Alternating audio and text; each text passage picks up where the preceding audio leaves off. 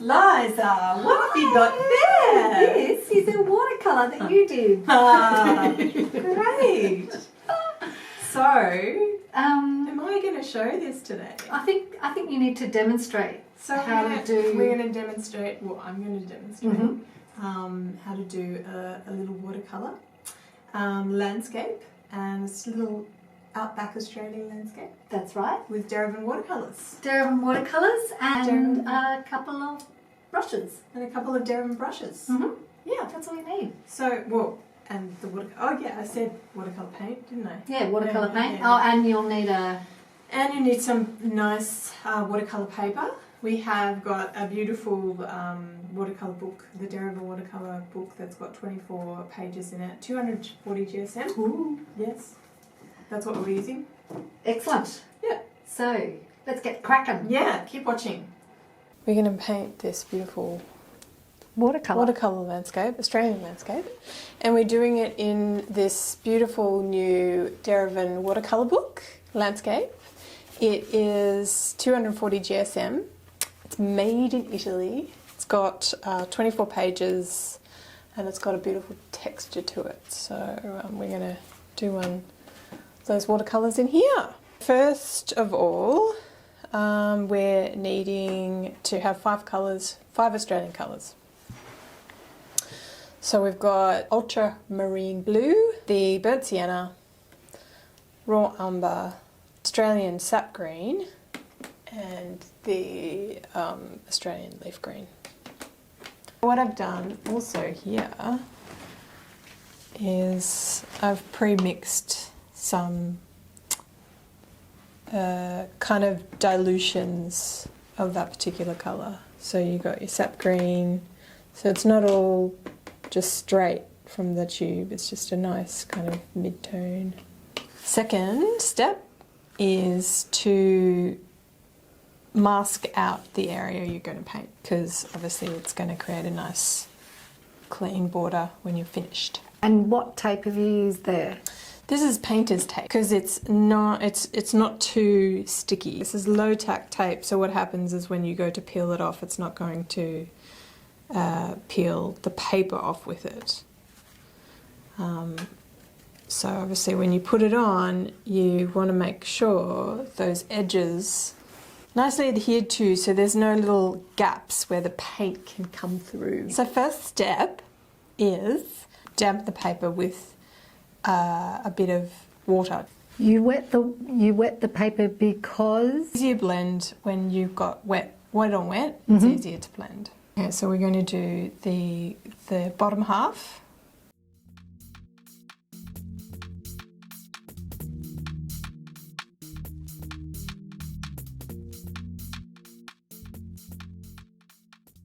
Just going to put it on a little bit of a tilt. So make sure that the colour doesn't go all the way up to the sky, because we want to actually put in some sky. So with a little bit of the blue, I'm going to just drip a couple of areas, like tap some pigment in, and kind of towards the horizon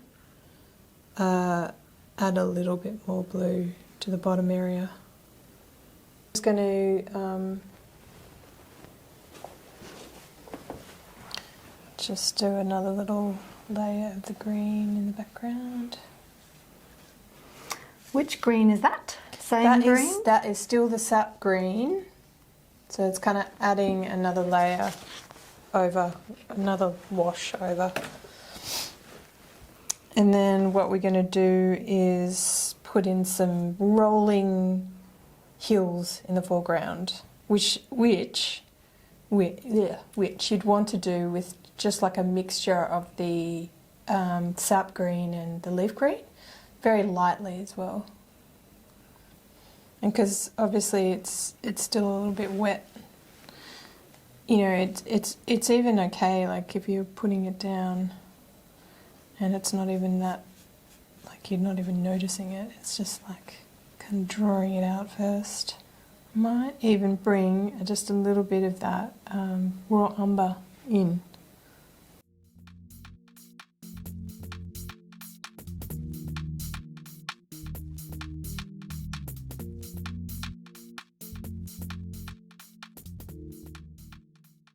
And I'm just going to put a little bit more to accentuate this kind of rolling hill type thing. Okay, so we're making kind of a grey colour, so mixing the ultramarine blue, could have probably pre-mixed this as well, ultramarine blue and the burnt sienna together. This is kind of, you can get it in the middle. So then now with your pre-mixed grey of ultramarine blue and burnt sienna, we're going to do the trunk and the branches of the trees. So we're just going to make sure that obviously that's majority dry. I'm going to firstly do the first trunk up and across and over the tape.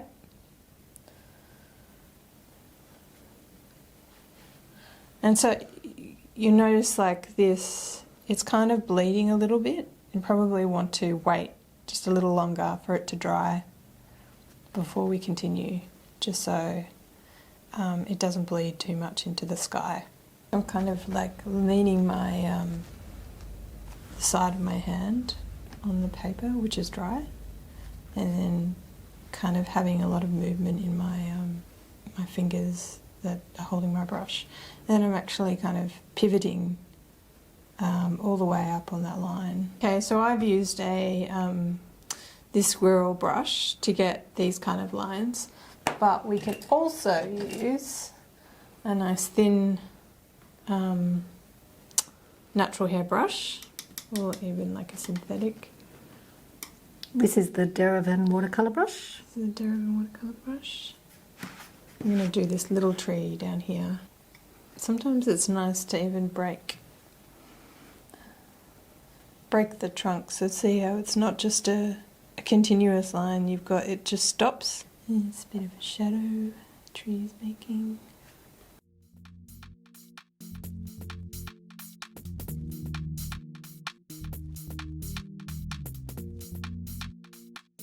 Look what's happened. There's a hill. There's a hill. There's some clouds. There's some clouds. There's some trunks. So I'm actually going to bring in some of the burnt sienna, just like a straight, not quite straight burnt sienna, but not a mixture, and just give a little bit more colour to these tree trunks.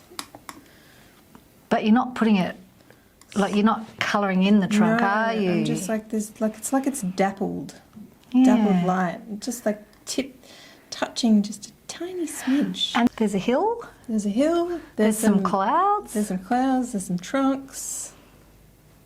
So I'm actually going to bring in some of the burnt sienna, just like a straight, not quite straight burnt sienna, but not a mixture, and just give a little bit more colour to these tree trunks. But you're not putting it, like you're not colouring in the trunk, no, are you? I'm just like this, it's like it's dappled, Yeah. dappled light, just like touching just a tiny smidge. So this is really shows how if you start light, it gives you the opportunity to gradually go darker, Yeah. and that's what watercolour's all about. Absolutely. So now that we've got the branches and the trunks in, and the shadows, then we're going to put some leaves. Ah, some leaves. Yeah. Great. So I'm going to start once again with the sap green, just that That beautiful Australian sap green. just nice. And I'm kind of like just almost just dabbing bits. You're just plonking it. You're filling in, but you're leaving negative space. Little pieces. areas. So not just... Yeah, because trees are not big. I mean, when you naturally go to draw a tree, you draw the foliage in as one. But if you lie underneath a tree, Yeah, that's it. there's dappled There's light. little bits of areas that break up into the clouds, so you kind of want to leave some little patches like that. Obviously, like nice little big pieces work, but then, you know. Yeah, but I think that's where these brushes really become quite handy because you can do tiny, small amounts, and then you can do like if you lay it down. And even like these little back area, these trees down below in the gully. So now I am bringing in the darker Australian leaf green, and I'm actually kind of just not to the top of the tree, but to the middle of the tree, doing a very similar technique.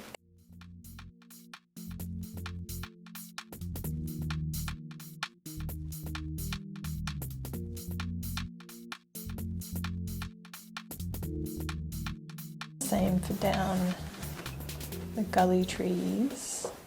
A bit of the Australian leaf Yeah. mixture. Yes, that darker. That darker leaf green underneath, while it's still a little bit wet, and so it kind of bleeds up into the top canopies of the tree, but you're leaving the kind of the top area lighter, just to create that shadow. And then we're going to bring a cute little fence in. So with our kind of mixture of the burnt sienna and the ultramarine blue, I'm going to put a cute little fence in the foreground. Yeah. And once again, it's always good to, I mean, this is a bit darker, but it's not like super duper dark. Just start off light, plotted in. These have shadows as well, because just like the trees, they have some shadows. Don't forget the shadows. See how the shadows. shadows are going this way, so we kind of want to copy. And a tiny little bit more, and it's kind of like the barbed wire or something.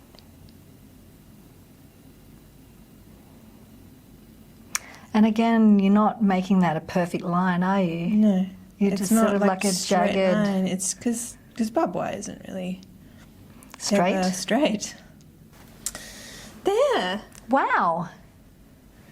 That's amazing. And then you let it dry, and then What happened? You finished it. Yeah, so we're just finally. going to take off the tape, obviously quite carefully. Mm-hmm. You don't want it to pull off the Paper. paper. It's always good to kind of, when you're pulling it off, pull it off on a kind of very low angle. So see how I'm kind of almost dragging it off, not like up here. Oh, okay. You're coming down. Low, and then keeping your fingers kind of tight up against the paper as you go. See how my thumb's kind of coming back and pulling it across, because that will prevent rippage, even though this tape is great. So there you go.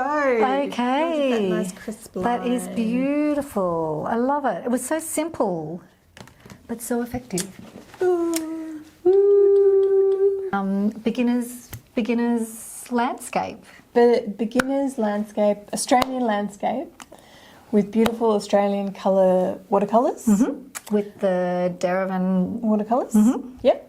And really easy, so I hope you enjoyed, and please leave comments, and don't forget to subscribe. Woo! Subscribe. Yes. And ask Kat questions in the comments. Yes. She loves it. I love questions. She loves questions. Bye.